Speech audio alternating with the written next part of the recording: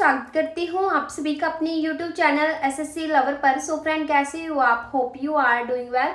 दोस्तों, एसएससी ने एक ऐसा नियम लागू कर दिया है जिसके बिना आप ना दिल्ली पुलिस में, ना ही सीजीएल में, ना ही सीएचएसएल में कोई भी एसएससी का जो एग्जाम है वो फॉर्म नहीं भर पाएंगे। ये एक बार आपने कर लिया तो अगले 5 साल तक बार बार डिटेल भरने का झंझट खत्म। जी हाँ, मैं बात कर रही हूँ एसएससी ओटीआर यानी वन टाइम रजिस्ट्रेशन की। ओटीआर क्यों जरूरी है, खास करके दिल्ली पुलिस के लिए, ठीक है। इन सभी के बारे में हम डिटेल में बात करेंगे। तो भी बात कर लेते हैं ओटीआर क्यों जरूरी है। अगर आप दिल्ली पुलिस का या फिर दिल्ली पुलिस एचसीएम का, ठीक है, इसके अलावा सीपीओ का, सीजीएल का, कोई भी अगर आप एग्जाम देना चाहते हो, एसएससी जीडी का, जितने भी एग्जाम एसएससी के अंडर आते हैं उनके लिए भाई ओटीआर आपके लिए 100% अनिवार्य हो गया। ये कंपलसरी कर दिया गया है ओटीआर, ठीक है। ओटीआर क्या है भाई? ओटीआर है वन टाइम रजिस्ट्रेशन, ठीक है।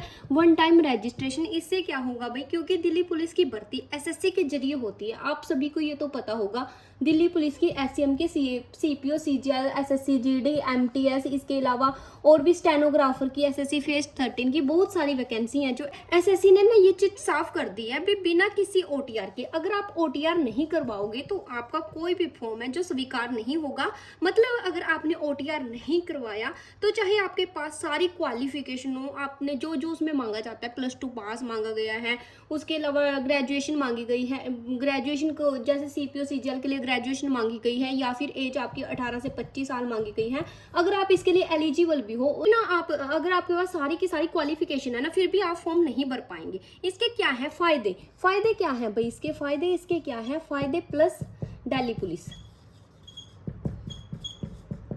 फायदे क्या है दिल्ली पुलिस के लिए? एग्जाम्पल ले लेते हैं दिल्ली पुलिस की, ठीक है। बार बार नाम, पता, क्वालिफिकेशन टाइप करने की जरूरत नहीं है। फोटो और सिग्नेचर बार बार अपलोड करने का झंझट ही खत्म। मान लो दिल्ली पुलिस की वैकेंसी आ गई, ठीक है, जैसे अब आएगी सितंबर में, आपको वैकेंसी है जो इसकी देखने को मिलेगी। बस आपको लॉगिन करना है, पोस्ट सिलेक्ट करना है और फॉर्म सबमिट कर दो, बाकी सब डिटेल्स अपने आप भर जाएंगी, ठीक है। आपको ना ओटीआर को ना बिल्कुल भी लाइटली नहीं लेना है। अब जो इसकी साइट है वो ओपन हुई है, अगर आपने पहले भी अप्लाई कर दिया था ओटीआर के लिए, ठीक है, रजिस्ट्रेशन कर ली थी, तो आपको क्या करना है, अगर आपकी कास्ट आपसे गलत हो गई, डेट ऑफ बर्थ आपने गलत करती, तो वो करेक्शन विंडो है कल से, यानी कि 14 अगस्त से ओपन हो गई थी और ये 31 अगस्त तक रहेगी, ठीक है। 31 अगस्त के 14 अगस्त से लेकर के 31 अगस्त के बीच आपको अपना, अगर आपकी उसमें ओटीआर में कोई भी किसी भी तरह की दिक्कत है उसको सेट कर लो, ठीक है। आपको हर बार इसमें क्या होगा भाई, अब आपको हर बार फॉर्म भरने के लिए बार बार अपनी डिटेल्स डालने की जरूरत नहीं है। बस एक बार ये काम कर लो, फिर अगले 5 साल तक आराम से एग्जाम फॉर्म भरो। जी हाँ, मैं बात कर रही हूँ एसएससी ओटीआर की, यानी कि वन टाइम रजिस्ट्रेशन की, ठीक है। अगर आप एसएससी या किसी भी सरकारी नौकरी का सपना देख रहे हो तो ये वीडियो आपके लिए गोल्डन चांस है, ठीक है। तो वीडियो को आपको बिल्कुल भी स्किप नहीं करना है आगे भी चल करके। और ओटीआर है ना, जो ये यूपी सरकार ने भी, यूपी पुलिस ने भी अनिवार्य कर दी है, वहां पे भी ओटीआर है जो कंपलसरी हो गया। और एसएससी का तो आप इसके बिना फॉर्म ही नहीं भर पाओगे ओटीआर के बिना। ओटीआर क्या चीज है? ओटीआर के बारे में मैं आपको बता देती हूँ। ओटीआर क्या है? रजिस्ट्रेशन एसएससी का नया सिस्टम है जिसमें एक बार अपनी पूरी डिटेल्स भरने के बाद आपकी प्रोफाइल एसएससी की वेबसाइट पर सेव हो जाएगी, ठीक है। जो भी आपने डिटेल्स भरी हैं वो एसएससी के पास सेव हो जाएंगी। जैसे आपने एक बार आपने वन टाइम ओटीआर करवा दिया, वन टाइम रजिस्ट्रेशन करवा दी, इसके बाद हर नई वैकेंसी के लिए बार बार वही डिटेल भरने की जरूरत नहीं होगी। बस लॉगिन करो, पोस्ट सिलेक्ट करो और ऑफिस में क्या कर दो और फॉर्म को सबमिट कर दो, ठीक है। ओटीआर क्यों जरूरी है ये तो मैंने आपको बता दिया कि ओटीआर क्या है। ओटीआर में आपकी जो एसएससी के पास सारी की सारी डिटेल एक बार सेव हो जाएंगे और आपको बार बार फॉर्म भरने के लिए सारी की सारी डिटेल अपनी फिल नहीं करनी पड़ेगी। सेकंड हो जाता है भाई ओटीआर क्यों जरूरी है। ओटीआर किस लिए जरूरी है ये भी आपको बता देती हूँ। ओटीआर क्यों जरूरी है? बार बार डिटेल भरने का झंझट खत्म, डॉक्यूमेंट्स बार बार अपलोड करने की जरूरत नहीं है और डिटेल मिसमैच की प्रॉब्लम भी कम हो जाएगी। समय और मेहनत दोनों की बचत होगी, एग्जाम एप्लीकेशन प्रोसेस आसान हो जाएगा, ठीक है। ओटीआर इसलिए जरूरी है।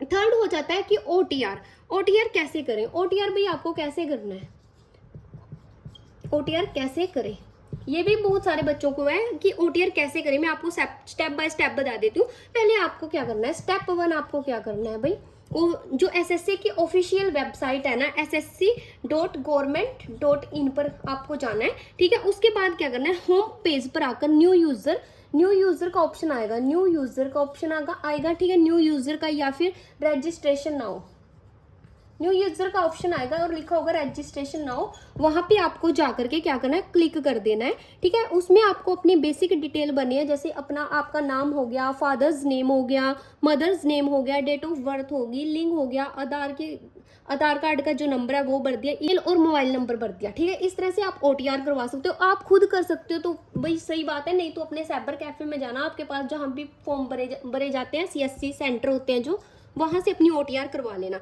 ठीक है, नेक्स्ट कर लेते हैं OTP वेरिफिकेशन। OTP वेरिफिकेशन होगी। OTP वेरिफिकेशन कैसे होगी भाई, आपके मोबाइल और ईमेल दोनों पर OTP जाएगा। ठीक है, ईमेल पर भी जाएगा और आपके जो मोबाइल नंबर है उस पर भी OTP जाएगा। दोनों वेरिफिकेशन करें तभी आप आगे बढ़ पाओगे। ठीक है, फोर्थ आप क्या करोगे भैया, एड्रेस और क्वालिफिकेशन, परमानेंट और current address, matric, inter, graduation, diploma, जो भी है डिटेल में आपको भर देना है। ठीक है, फोटो और सिग्नेचर अपलोड करो। फोटो का साइज है जो आपका, और सिग्नेचर फोटो भी अपलोड करनी है और सिग्नेचर भी। ठीक है, फोटो को मैं आपको साइज बता देती हूँ। अगर आप खुद से कर रहे हो तो 20 और 50 KB की आपकी फोटो होनी चाहिए। ठीक है, 20 से 50 KB की आपकी फोटो होनी चाहिए JPEG फॉर्मेट में। और सिग्नेचर का साइज क्या होना चाहिए, 10 से 20 KB होना चाहिए, ये भी JPEG फॉर्मेट में होना चाहिए। बैकग्राउंड हल्का होना चाहिए, फोटो हाल ही की हो। ठीक है, आपकी जो फोटो है अभी की होनी चाहिए। ठीक है, उसके बाद पासवर्ड सेट करो, पासवर्ड स्ट्रॉन्ग रखो। फोटो जैसे ही आपने सिग्नेचर और फोटो अपलोड कर दी, उसके बाद आपको क्या करना है, पासवर्ड को सेट करना होगा।